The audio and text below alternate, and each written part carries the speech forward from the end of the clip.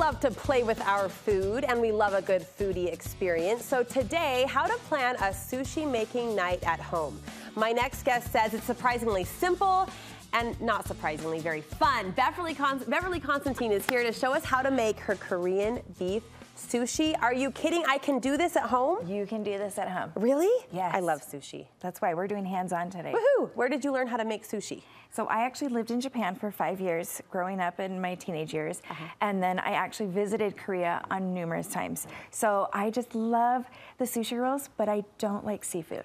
So with that in mind, Korean sushi actually uses bulgogi meat, so it's the finely sliced like ribeye beef, and then you marinate it with all the flavor, and then you put it together with all your favorite vegetation.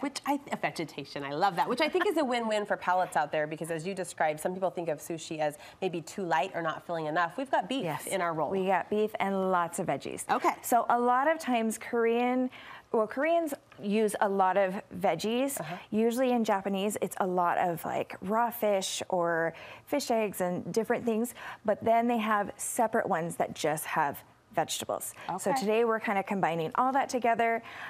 One of the things, first step is invest in the rice cooker, like cooking on the stove. Just skip that step and just do it. It never turns out the way we want it to on the stove. Because with this, it's super, super easy. It's just a lot of the prep. So it's like if you can put your rice on, press go, leave that, and then start working on this. A few ingredients I might not have in my pantry already. Like seaweed wrap. So seaweed, I definitely recommend doing more the Japanese seaweed versus the Korean. The difference is that Koreans use a lot of more salt and the sesame oil on it, so it's not going to fold as nicely and like a nice, clean finish. What's this? So this is actually the marinade. You can buy a couple different ones in the Asian market where I usually look for the one that says the bulgogi marinade. For me, I tend to add like maybe 1 or 2 tablespoons of sugar just to add that little extra sweetness. Something. Yes. The sushi rice like everybody wants a little bit extra flavor in your rice. I use the sushi vinegar, which adds more of a preservative and flavor to the rice. And then, of course, Koreans love to use sesame oil. A lot of times with the sesame oil, they actually put sesame oil in the rice. So that's why I'm kind of infusing the Japanese and the Korean in this whole sushi experience. All right, we've got our rice, we've got our beef, we've got our vegetation. I like that word. How do we start rolling? Okay, so today I decided to do a little cheat version. So I actually, a lot of times you see these ones in the stores and at the restaurants. This is how they're rolling them.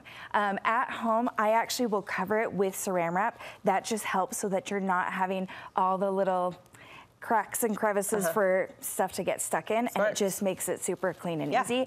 This I found a couple years ago, and it's been my new favorite tool. This is how we can just keep it all compact, and you'll see it's going to turn into magic. It's like Tupperware for sushi. It is. And I've seen a couple different versions. This has been my favorite one. So I will make sure to tag that one, because this one has 3 pieces versus just the one.